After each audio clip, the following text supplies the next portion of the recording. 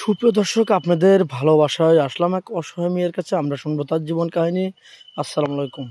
ওয়ালাইকুম আসসালাম। হ্যাঁ আপু, কেমন আছো? আলহামদুলিল্লাহ ভালো আছি। হ্যাঁ, তোমার নাম আর তোমার দেশের বাড়ি? আমার নাম তমা, আমার বাড়ি গাজীপুর, কালিয়াকৈর থানা, সুরিচালা গ্রাম।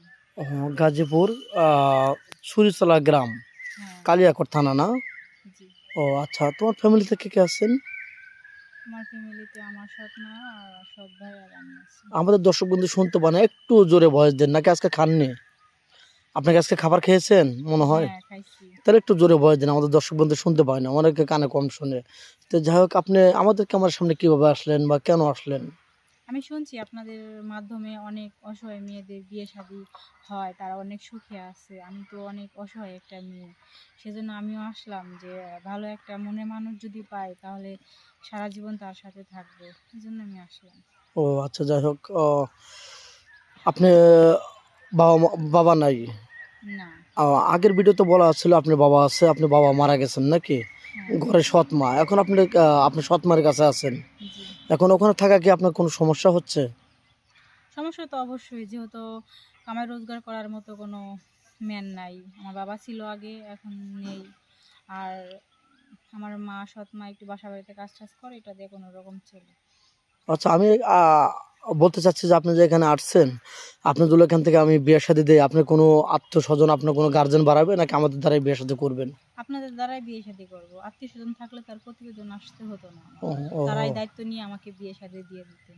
আচ্ছা, আপনার বয়স কত বলছিলেন? 24+। 24+। কত বছর বয়স হলে মেচুর হবে? 30, 35, 40, 50? বয়স যেমনই হোক, আমাকে যেন সারা জীবন তার পাশে রাখে। মোটা ভাতে মোটা কাপড়ে করে ডাল ভাত খাওয়াই যেন তার পাশে রাখি, এতটুকুই আমি চাই, আর কিছু চাই না।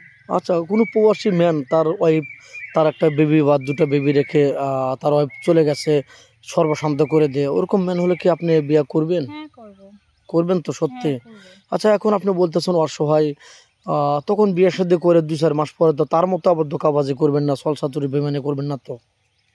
না, আমার কষ্ট করে বড় হয়েছি, কষ্ট জিনিসটা বুঝি, কষ্ট কাউকে দিতে চাই না। সত্যি বলছেন তো? হ্যাঁ, সত্যি বলছি। ও আচ্ছা, যাই হোক, আপনার কি মেচুড ফ্যামিলি ভালো লাগে না সিঙ্গেল ফ্যামিলি ভালো লাগে, মানে যৌথ ফ্যামিলি ভালো লাগে না সিঙ্গেল? যৌথ ফ্যামিলি ভালো লাগে। এমনটা কেন? সবাই মিলেমিশে থাকাটাই আমার কাছে ভালো লাগে। তাই? হ্যাঁ। আচ্ছা, কোনো অসহায় যদি আপনাকে বিয়ে শাদী করে বাইরে নিয়ে যেতে চান, আপনাকে যাবেন বা না কি পেলেন ওটা উঠতে পারবেন না বা ভয় পাবেন? না, যদি কেউ আমাকে নিয়ে যায় আমি যাব। আচ্ছা, আপনি বিয়ে শাদী করার পরে আপনি স্বামীর কাছে কি চাওয়ার আছে? আপনি কি হজ করতে যাবেন নাকি কক্সবাজার ঘুরতে যাবেন নাকি থাইল্যান্ড বেড়াতে যাবেন, না কি মনের ভিতরে আকাঙ্ক্ষা আছে, ইচ্ছা আছে? আমি আমার স্বামীর কাছে চাইবো সে যেন আমাকে হেফাজতে রাখে, আর কিছুই না।